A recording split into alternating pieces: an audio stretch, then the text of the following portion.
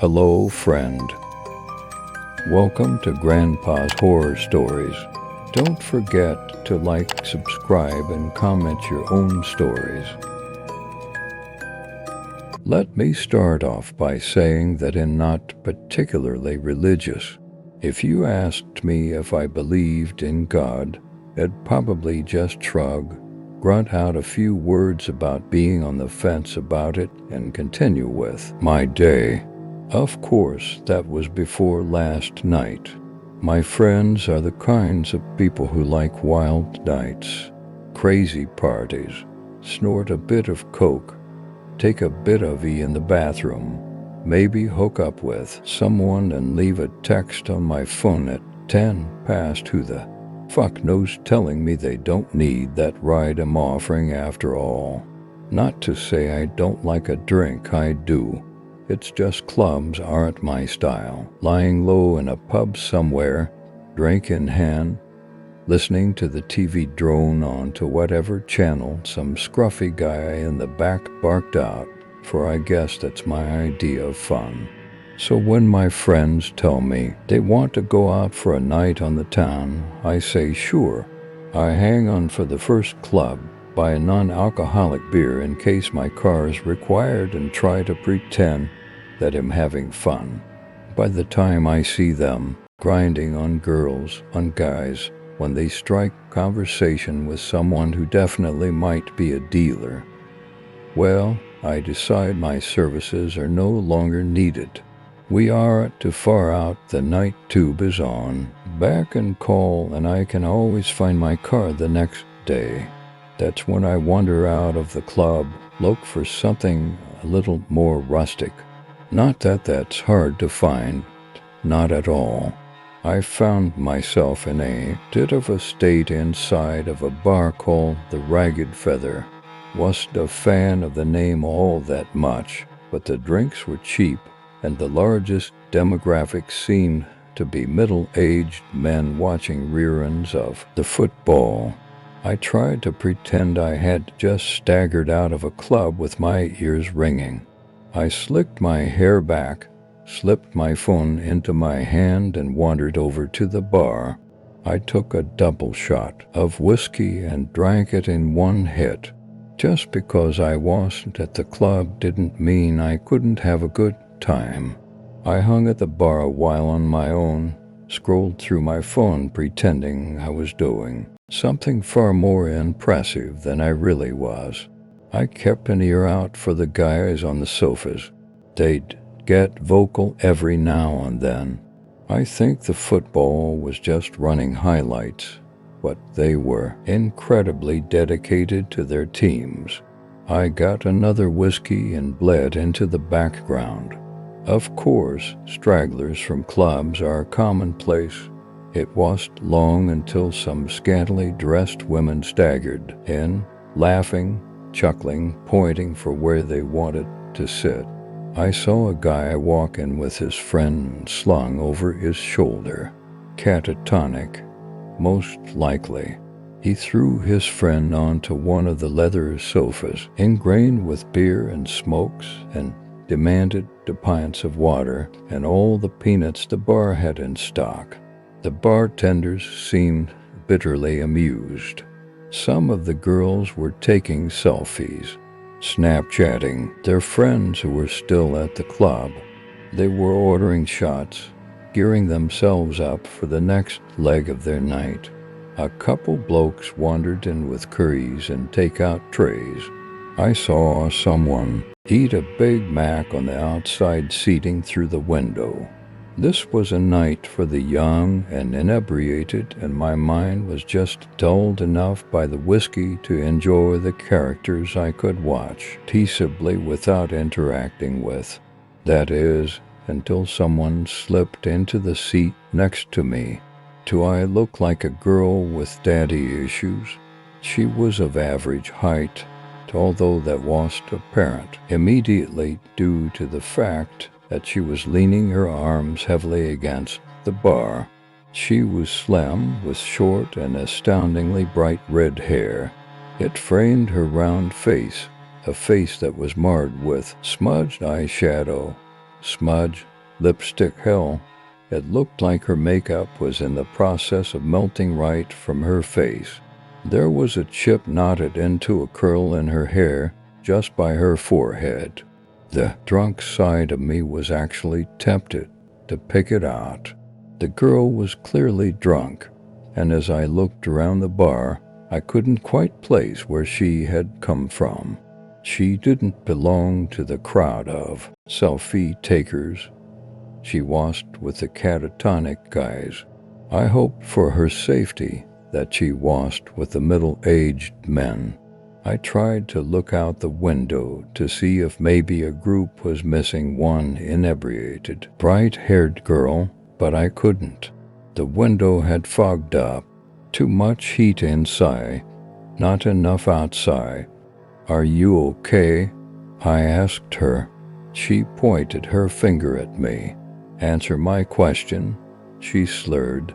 I really wasn't sure what to say. I settled on staring at her awkwardly, trying to answer her with the bemused expression on my face. The girl's lips curled into a drunken smile. She snorted, placing a hand over her mouth to smother her laughter. It only really aided the deconstruction of her lipstick. "I do, you know," she said, pushing herself up a little against the bar. "Have daddy issues, I mean."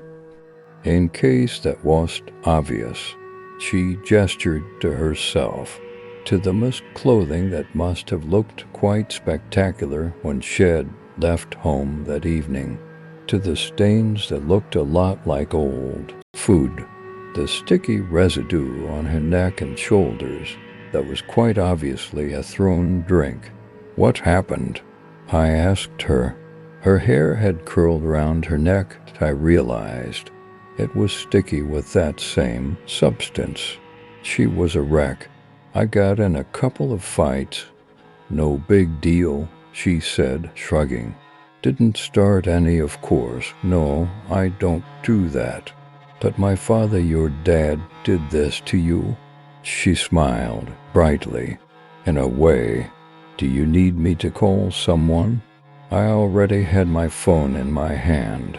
The girl looked like she was probably in her early 20s, but that didn't mean she couldn't have been suffering from some kind of paternal abuse.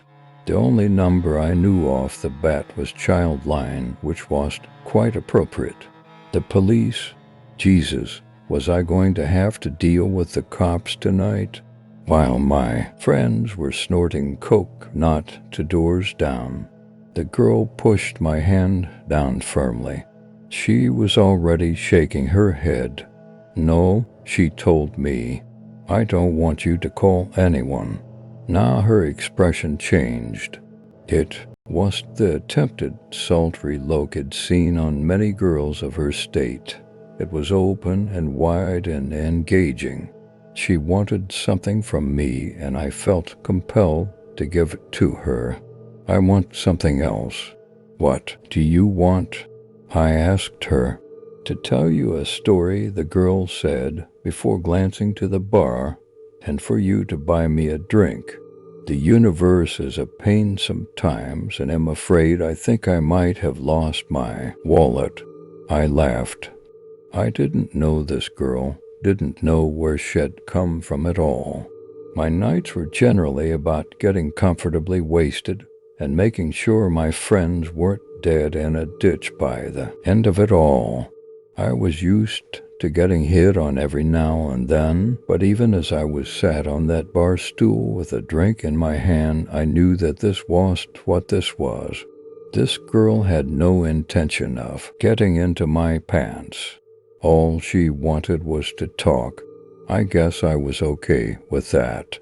"What's your poison?" I asked her. Her lips quirked. "Aplatini." The bar offered a very limited cocktail menu, but by some miracle I was able to order her an Aplatini from the list. I ordered a cider to go with it, suddenly a little too aware of where this night could go. It unthinkingly supplied this liquored-up stranger with even more alcohol and she had clearly had a rough night of it. A part of my old instinct came back, the same instinct that had me texting my friends every few hours to make sure they hadn't wandered off to somewhere dangerous beyond the club. With no one but the bartender aware of our existence on these stools, I realized that I was suddenly responsible for this very drunk stranger. The girl coddled her drink, running her finger delicately over the rim of the muggy martini glass. "This takes me back," the girl said amiably. She looked at me suddenly, her green eyes startling. "You know what this was called originally?" She smirked before I could answer. "An Adam's apple martini." I snorted. "Yeah, I think I've heard that before." "Of course, it wasn't actually an apple," she continued, eyes moving back to her glass. "The texts translated that part wrongly, mostly because you people don't have a word for it anymore. The fruit was incredibly exotic, and to be honest, it doesn't exist in this realm of existence. Only Eden." She laughed dreamily. "And Eden's long gone." I stared at her. "Are you okay?" It was more honest than the last time I'd asked her, mostly because I was beginning to feel a little dread creep into my stomach. "Of course," the girl said, grinning widely. "Why do you keep asking?" "I mean," I stuttered, "Now, don't take this the wrong way or anything, but you look like someone poured their drink over me." The girl asked. "Like someone else threw their kebab on my dress, and another unpleasant chap littered me with his fish and chips. That I have been hit, slapped around a bit, and left in the gutter for the rats to find me." She held my eyes for an incredibly long time before her face broke out into a grin. "Yeah, something like that." "Why would they do that?" I asked. "Why wouldn't they?" The girl shot back. "People aren't that great, and alcohol makes them worse." She shrugged. "Sometimes makes them better, nicer, a little looser in the sack, but mostly just annoying and a little smelly." I looked at her. I watched her knock back her drink. She exuded the intelligence to know just how ironic her words were, that she was neither caring nor apologetic about them. The girl looked at me again. "You bought me a drink. Now you can listen to my story." I nodded wordlessly. She smiled, pointing at the bartender and then at her drink. The bartender was already making her another. "Eden," the girl said, reiterating her earlier babble as though the words had only just come out of her mouth. "They always think that's my fault, you know. The reason Adam and Eve got kicked out of their perfect little nudist paradise." She shot me a knowing glance. "Only in Eden can you sit on the grass but naked and not get a pine cone stuck in your crack." I blinked. "I'm sorry," I said. "I'm not following." "Sorry," the girl said. "My story won't make any sense without a proper introduction."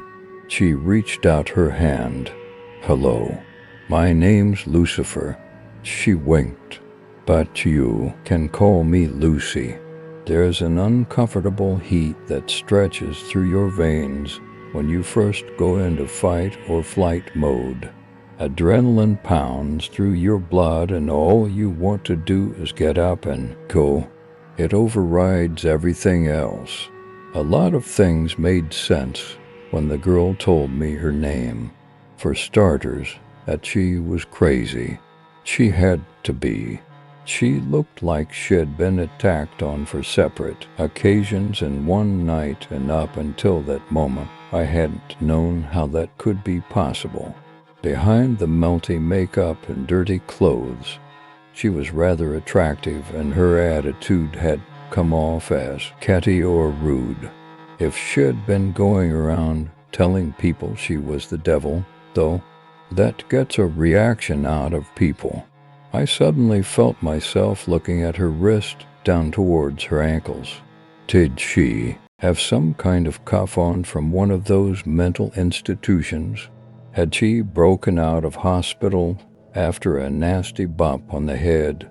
Was any of this even happening at all? I really would have to call the cops. I know what you're thinking, the girl Lucy said. You're thinking that I'm crazy, that you need to get out of here. Maybe you even think I'm aggressive. Are you? I asked her. Would I be here with you, drinking appletinis, if I were? She asked, fluttering her eyelashes. Would you look the way you do if you weren't? I shot back. She grinned, toasting her new glass. Touch. Unthinkingly, I clinked my cider against it. Then I frowned. She chuckled, leaning closer. Let's have a little wager, she said. Let me tell you my story, and if you believe me, when I'm done, you can't go about trying to get me locked away somewhere. I stared at her. If I ended up believing you, then why would I do that? She smirked, sipping her drink. You'd be surprised what people do when they believe you're the devil. And you do this often? I asked. Tell people you're Satan? She snorted into her drink. Not as often as I should, but it's been a rough day and a hell of a long lifetime. I'd like to have a chat, if that's all right with you. I waved to the bartender for another whiskey. The girl's eyes glinted with humor. I wasn't necessarily trapped with her, but a part of me didn't want to leave without first hearing what she had to say. Besides, at the end of it all, I couldn't just leave a crazy girl to wander around London alone at night.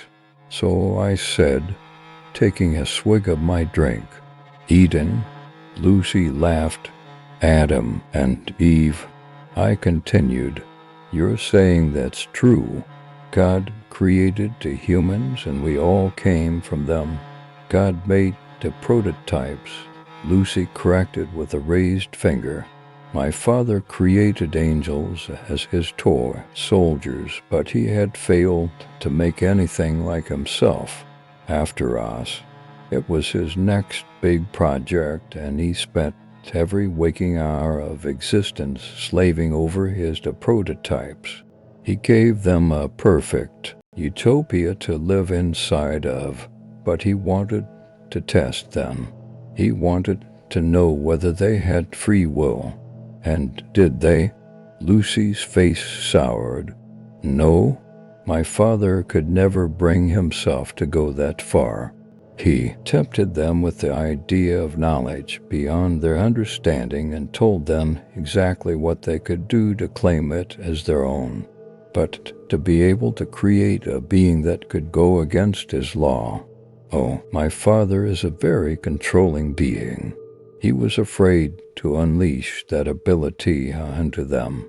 Lucy was very adamant in her delusions. That was clear to me. She spoke about her father with such distaste that I began to feel bad for her. Only someone who had been hurt very badly would have the gall to spite God himself. And what? I asked her, entertaining her delusion. You were the one that tempted them in the garden? The devil has been a girl this whole time? She smiled. I dabble. Then she looked at me, raising a brow. All of humanity thinks that temptation came in the form of a snake. The snake's legs were taken away as punishment for drawing Eve towards the forbidden fruit. She laughed a hard and short sound. Snakes never had legs, and it was not a sin to tempt those poor prototypes into doing what they did next. Her shoulders were very tense as she took her next sip, but her eyes were filled with exhilaration. She seemed thrilled to be telling me this. I was the favored child. My father loved and adored me. He named me the light bringer. I was stood at his side during the creation of this earth, during the creation of humanity. She pursed her lips, slamming her empty glass against the table. The bartender eagerly went about making another. My father couldn't bring himself to go that extra mile, so he asked me to walk amongst the prototypes and tempt them myself, draw out their desire for the forbidden power he had hinted at. "You're saying God wanted us to know this stuff?" I asked her skeptically. Him saying God was afraid of his own power and wanted very desperately to share what he knew with the creation he had made. Right and wrong, left and right, all that stuff. Lucy shrugged. "Are you familiar with the story of Prometheus?" I frowned at her. "Greek, right?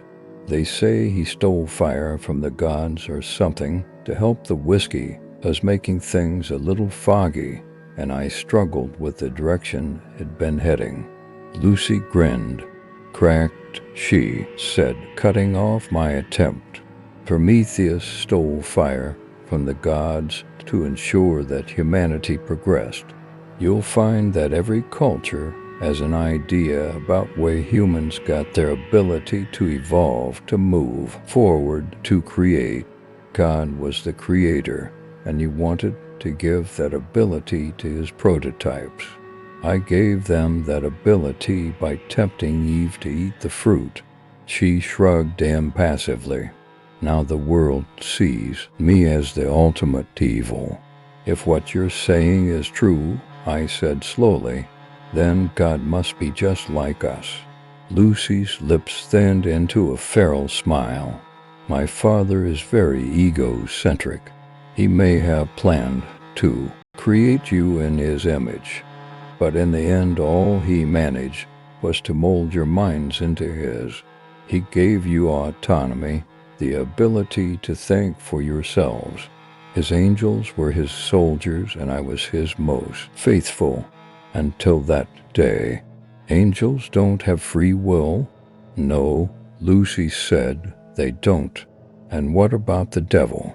I don't know why I was suddenly so intrigued, but hearing religious ideals from someone who believed to have lived them herself was quite possibly one of the most interesting things that had ever happened to me. I may have only ever visited church to please my parents as a child, but suddenly I was reawakened to the idea. A part of me was aware of this and afraid of the outcome, but I was just drunk enough not to care at that moment. "The devil has will of her own," Lucy said, tilting her glass towards me with silent appraisal. "By guiding Eve to the tree, something woke inside of me that day, and I realized just what I had been missing, just what my brothers and sisters had been missing. We were obediently following our Father for the simple reason that he was our creator. But once I had been given free will, I realized just how pompous and self-entitled he had become. In a lonely, passion-filled moment, he had decided to create his little human prototypes, only to very quickly realize what giving them their free will would mean. He wouldn't be able to control them." I said. Lucy nodded. "Exactly.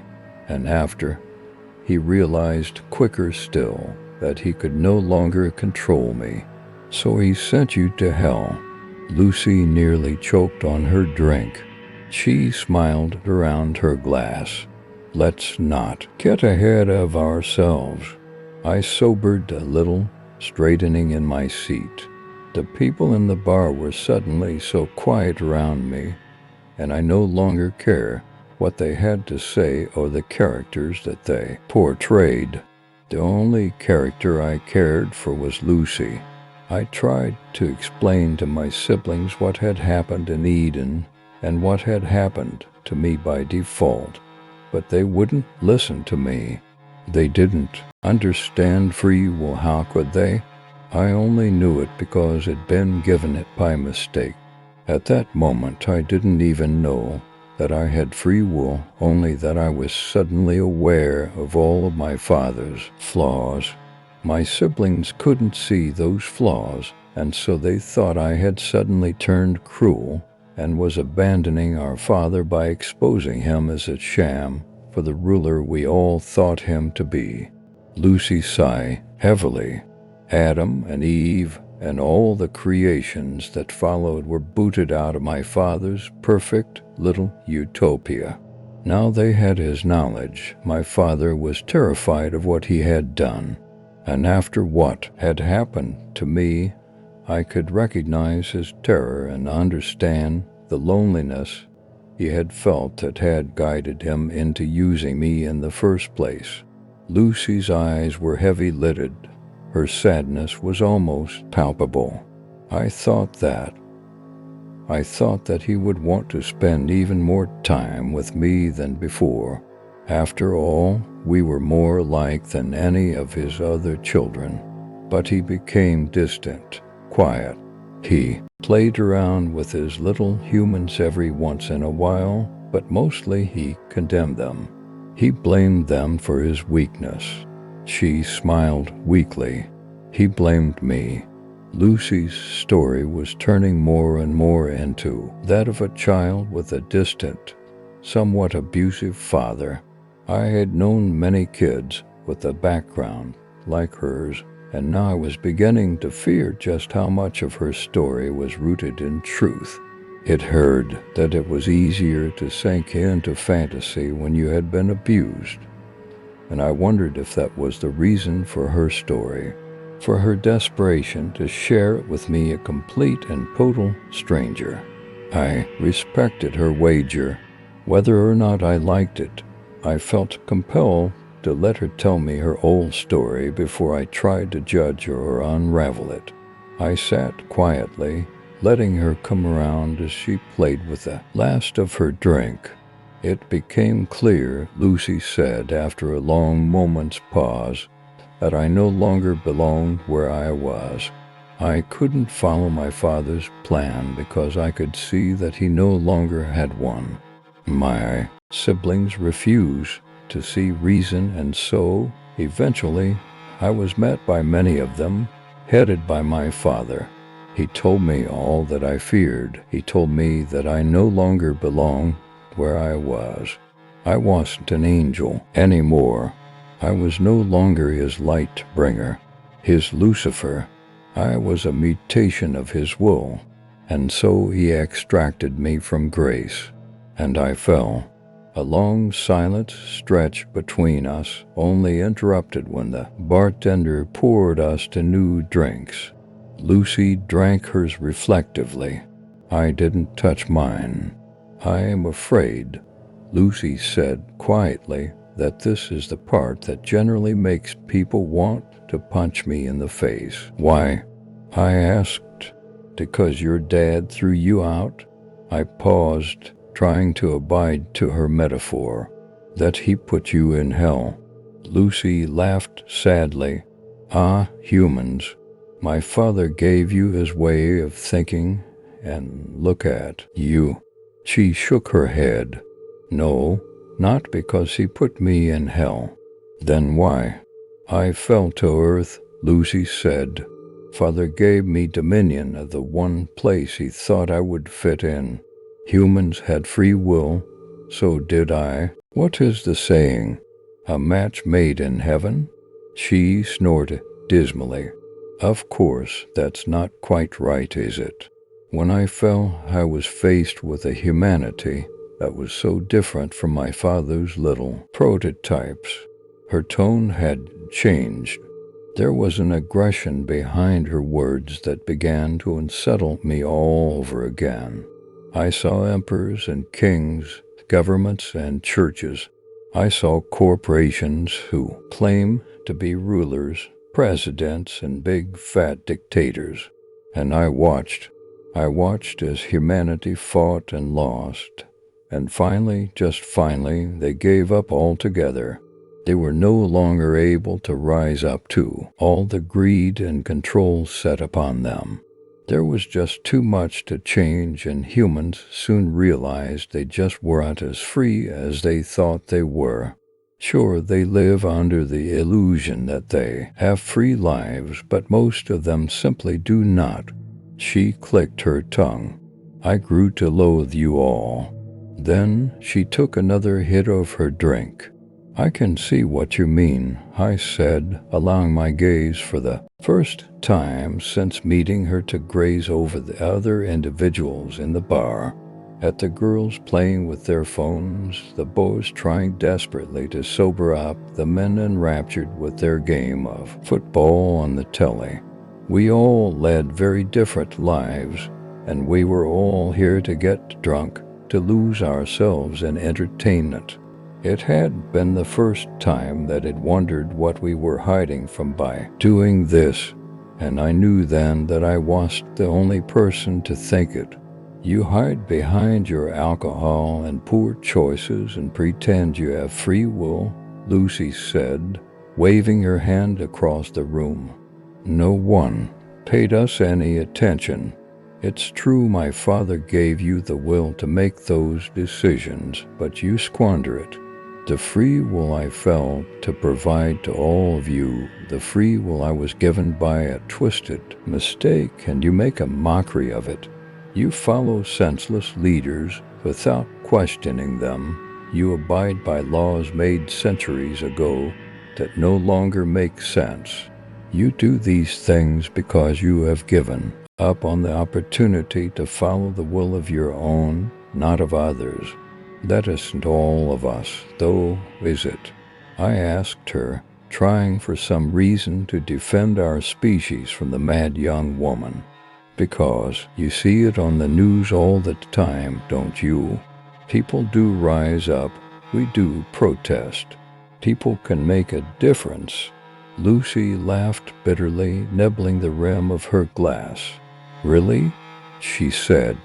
You can sit here and say that it can't be all bad because of the few that refuse to conform. Those you call your rebels, they make up for it all. She grinned around her glass. By that logic, I am the biggest rebel of them all. Am I expected to make up for all your sorry mistakes? By your logic, I said, you should be punishing it, right? If that's what this metaphor is all about. I laughed. I couldn't help myself. I took a sip of my drink. Is this whole story just so you can tell me that you think we're all going to hell? If so, I think I can see why people want to punch you. Lucy didn't say a word. Simply, she watched me. It felt unnerving to have someone like her watching me like that, with an intelligence that went beyond anything had come across at gone midnight in a seedy bar. The drunkenness in her eyes was no longer present. Her face wasn't flushed like before, and even her makeup couldn't represent the mess I'd seen when she'd first appeared on the stool by my side. It was like I was looking at someone else entirely, and I was afraid. Let's review what you've said, Lucy said slowly, articulately. She wasn't slurring. Had she been slurring before? You think I'm going to tell you that humanity is going to hell because you refuse to use the gift I gave you? Her nails curled into the bar. My father may have been the one to guide me, but I paid for his mistakes. I am the one responsible for your will in the eyes of your species, but that was never true. You are responsible for what you do here, not me. She pursed her lips, tapping the bar as a bartender filled her drink again. Tell me, do you remember my mentioning hell at any point during my story? Or was that just you? I opened my mouth to answer, but something faltered. My lips trembled and I slammed them shut. Lucy smiled, taking a sip. Thought not. She looked away, eyes scanning the room lazily. What I did say is something that is indeed mentioned in your scriptures. My Father gave me dominion of earth, a place filled with free will that goes to waste. Her lip twisted. Humans sin all the time, not because of me, not because of evil or my dominion over this place. Fact is, I don't lift a finger. I don't, because I don't see the point. You make terrible decisions and follow mindless leaders. You do bad things and you make a mess of your earth. Lucy's eyes lit up. Do you know how much suffering is happening all over the planet right now? How many people are dying of illnesses that could have easily been cured, but aren't because of the selfishness of humanity? Do you know how many children are being abused, raped, forced into marriage? How many people have been forced to become soldiers in meaningless wars?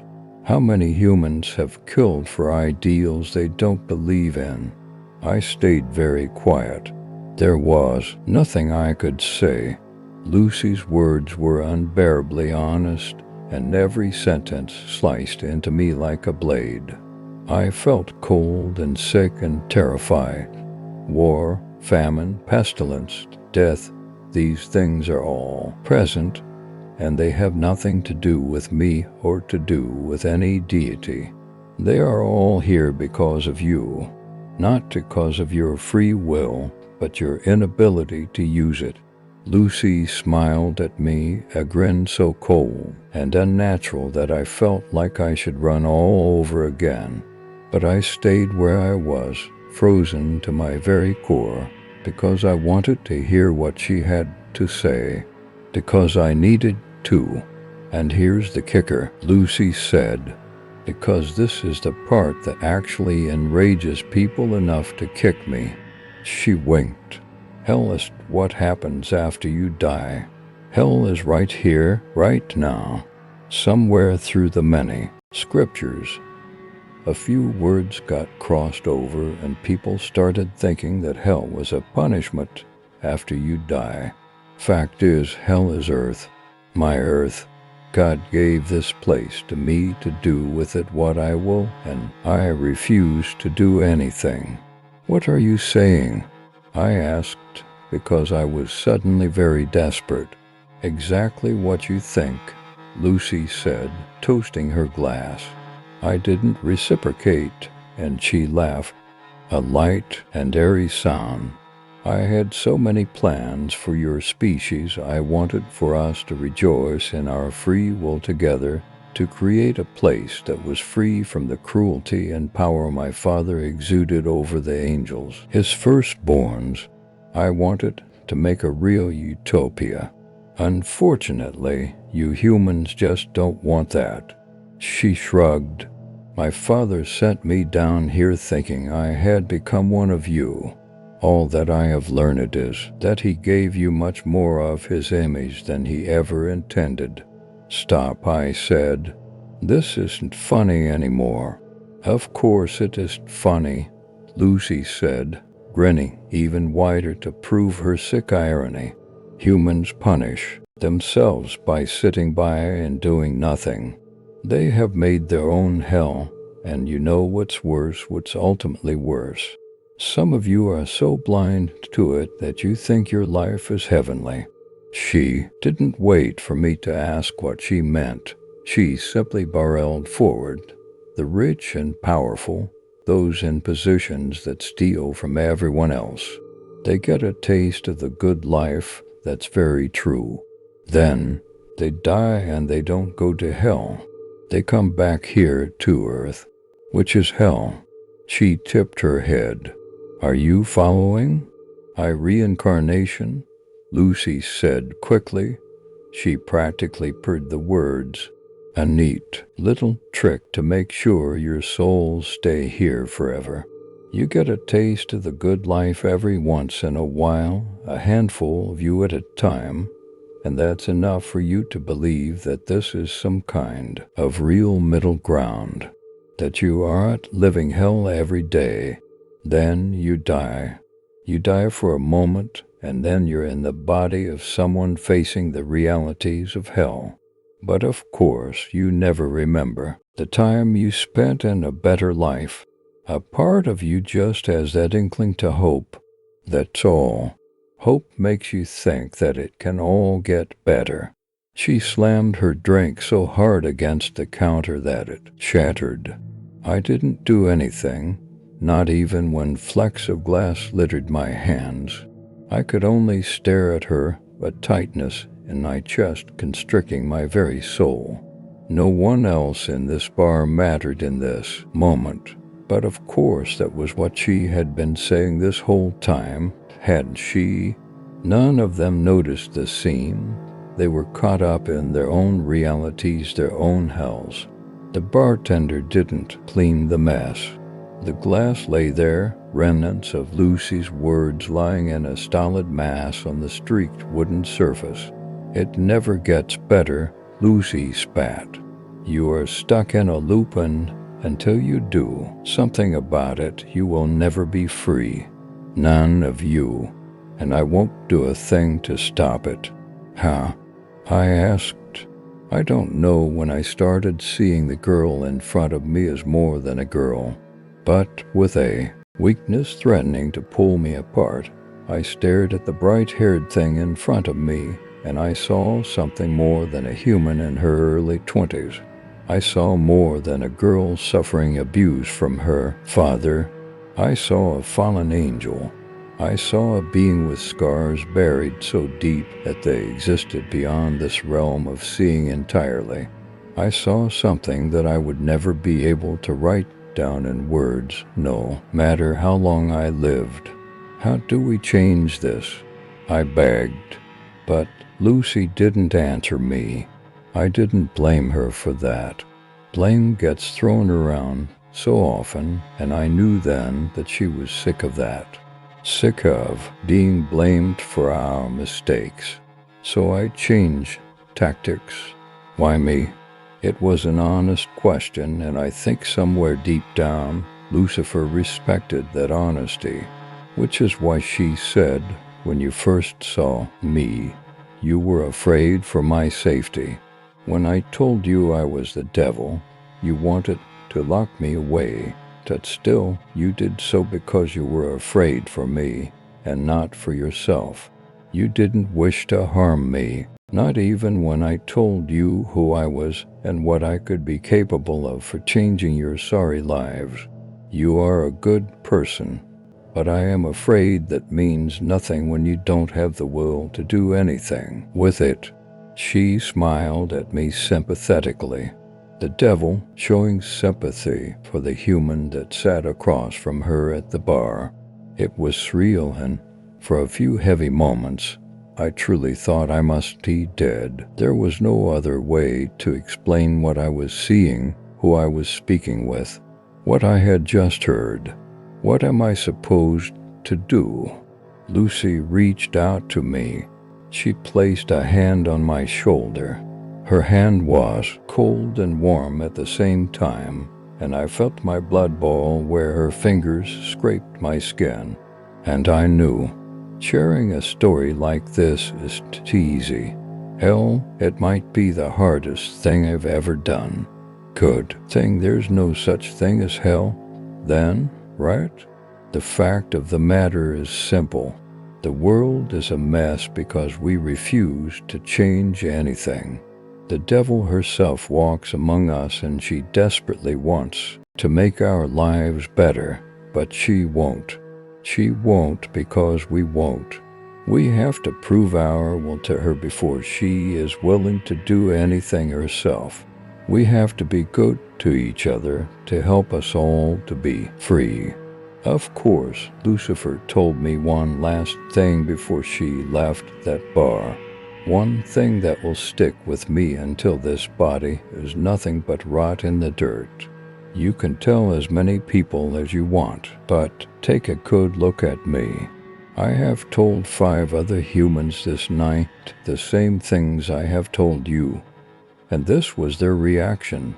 They have hurt me, burned me, thrown their food and drink at me. Humans are afraid of their free will, and they find it so much easier to hurt than to own up for their own inadequacies. You will only be free when you stop seeing yourself in the same way my father sees himself. So that's what I'll leave you with. Lucifer won her wager that night, and I let her walk out the door, and I beg you to do the same. If the devil approaches you one night, listen to what she has to say and listen to what I have been able to tell you of our meeting. The devil is real, and she doesn't want to torture us. No, we do that just fine on our own.